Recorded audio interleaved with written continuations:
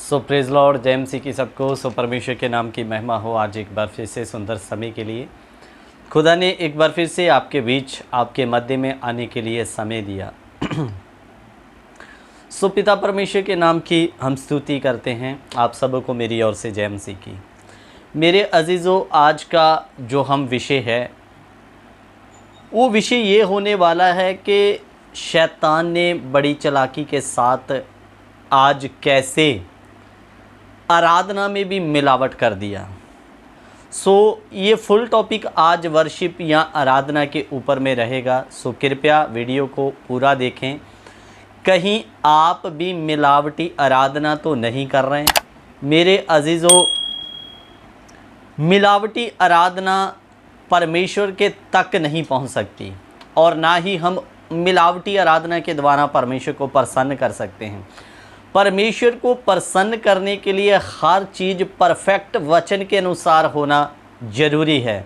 लेकिन शैतान बड़ा चालाक है मेरे अजीज़ों। जैसे शैतान को पता है कि एक विश्वासी वचन के अनुसार ही सिद्ध होकर परमेश्वर के राज्य तक पहुंच सकता है, लेकिन शैतान ने क्या किया, चालाकी के साथ में वचन में भी मिलावट करके अन्य कलीसियों में ऐसे उपदेश खड़े कर दिए जो परमेश्वर के खरे उपदेश में दुनियावी बातों को मिलाकर लोगों को सिखाने लगे, ताकि लोग सिद्ध ना होकर परमेश्वर तक ना पहुंच सके और आखिरकार शैतान के साथ हमेशा के लिए अनंत काल के लिए नरक की आग में जले।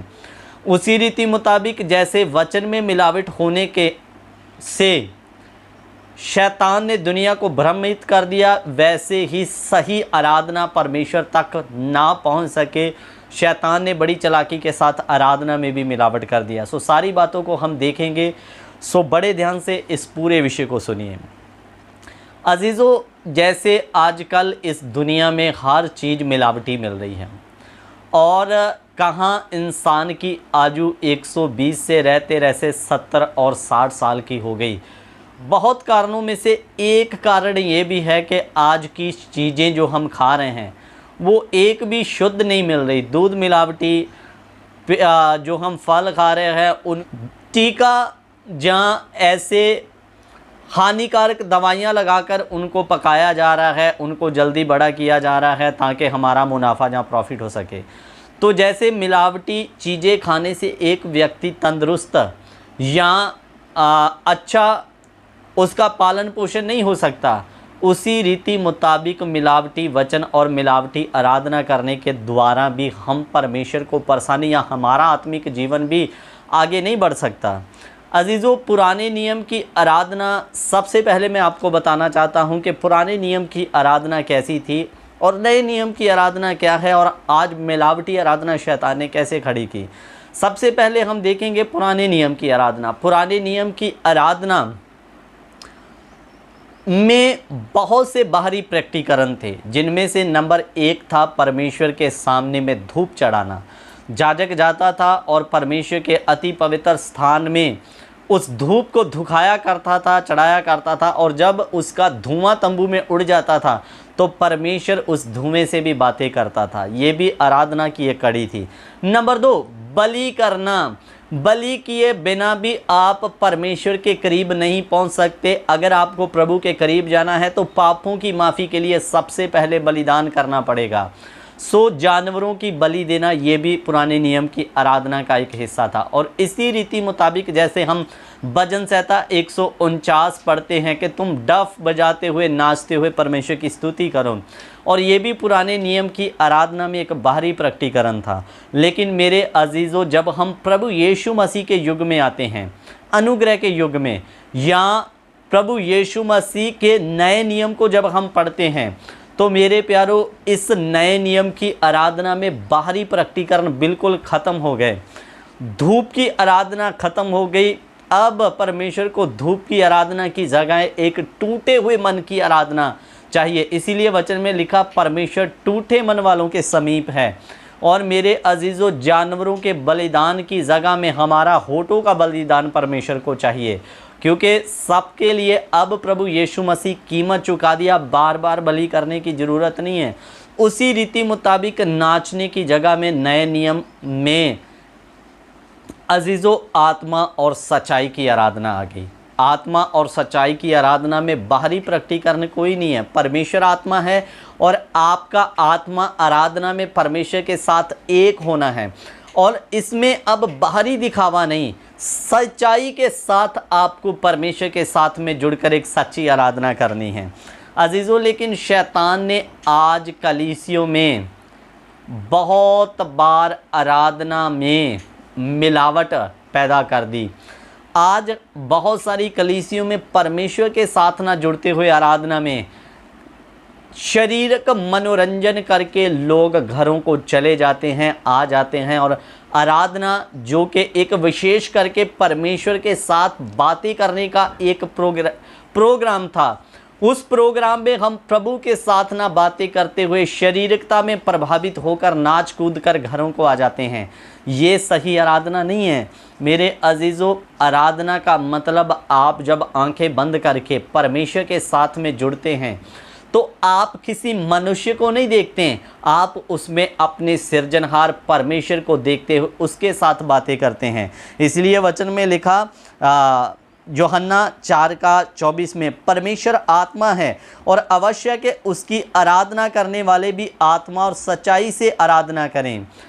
इसलिए अब इसमें कोई बाहरी प्रकटीकरण नहीं होगा। आपको बता रहा था, अब हमें सत्य के साथ, आत्मा के साथ परमेश्वर की भरपूरी में आराधना करते हुए, उसके साथ बातें करते हुए अपने आत्मिक जीवन को मजबूत और बलवंत करना है मेरे अजीज़ों। आप मत्ती से लेकर प्रकाशित वाक्य तक पढ़ें, नए नियम में एक बार भी डांस वाला आराधना नहीं हुआ है।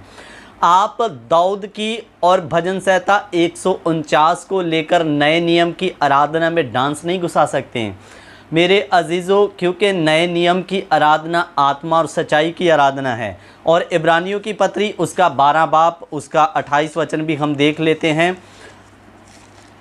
अब हमें बड़े डरते और कांपते हुए परमेश्वर की उपस्थिति में आना है मेरे अजीज़ों। इब्रानियों की पत्री 12 बाब उसका 28 वचन, इस कारण हम उस राज्य को पाकर यो हिलने का नहीं, कृतज्ञ अज्ञ हो और भक्ति और भय सहित परमेश्वर की ऐसी आराधना करें जिससे वह प्रसन्न होता है। अब यहाँ पर लिखा भक्ति और भय के साथ परमेश्वर की ऐसी आराधना करें जिससे वो प्रसन्न होता है। और 29 में लिखा, क्योंकि हमारा परमेश्वर भस्म करने वाली आग है। अजीज़ों, ये आज जो मनोरंजन वाली आराधनाएं कलीसियों में चल रही है, ये शैतान की चालाकी है कि आपको सही आराधना से भटकाकर, आपको शारीरिक बातों में फंसाकर आपको परमेश्वर से बातें करने से रोकना मेरे अजीज़ों। इसलिए मिलावटी चीज़ों से अगर हमारे शरीर को हम मजबूत या बलवंत नहीं कर सकते तो आत्मिक जीवन में हम कैसे आगे बढ़ सकते हैं। इसलिए इन मिलावटी आराधना से बाहर आइए। आज परमेश्वर को आपके जीवन से टूटे हुए मन की आराधना चाहिए। आत्मा और सच्चाई, भक्ति और भय के साथ जब आप आराधना करें तो आपके अंदर परमेश्वर का भय होना चाहिए। जिसके सामने में हम खड़े हैं वो भस्म करने वाली आग है। इसलिए मेरे जीवन से कोई गलती ना हो जाए कि मैं उस भस्म करने वाली आग के बीच में गिरकर भस्म ना हो जाऊं। आपके अंदर परमेश्वर का खौफ दिखना चाहिए, डर दिखना चाहिए। डरते और कांपते हुए परमेश्वर की उपस्थिति में खड़े होना है। यही है नए नियम की आराधना मेरे अजीजों। बहुत सारे लोग कहते हैं अगर हम आनंदित हैं तो रोएंगे थोड़ी ना, नाचेंगे नहीं तो और क्या करेंगे। मेरे अजीज़ों, वचन में लिखा यदि तुम दुखी हो तो प्रार्थना करो और आनंदित हो तो स्तुति के भजन गाओ, डांस करो। ऐसा नहीं लिखा दुखी हो तो प्रार्थना करो और आनंदित हो तो स्तुति के भजन गाओ। परमेश्वर के वचन में क्लियर लिखा।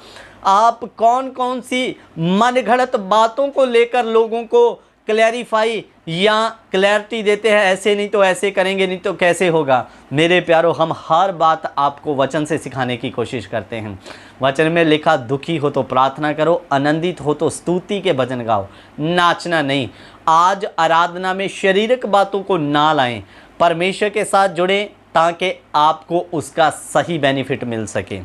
इसलिए सही आराधना नए नियम के अनुसार आत्मा और सच्चाई की आराधना, भक्ति और भय की आराधना। आपके अंदर भक्ति दिखाई देना है, आपके अंदर परमेश्वर का भय दिखाई देना है कि हम उस परमेश्वर के सामने में खड़े हैं। सो मेरे अजीज़ों, इसलिए आगे बढ़ने के लिए सही वचन का होना और सही आराधना का होना बहुत ज़रूरी है। सो सही आराधना करें, परमेश्वर के डर और भय में जिएं और भक्ति और भय के साथ आराधना करें। सो प्रभु इन वचनों के द्वारा आप सबों को आशीष और बरकत दे। जय मसीह की।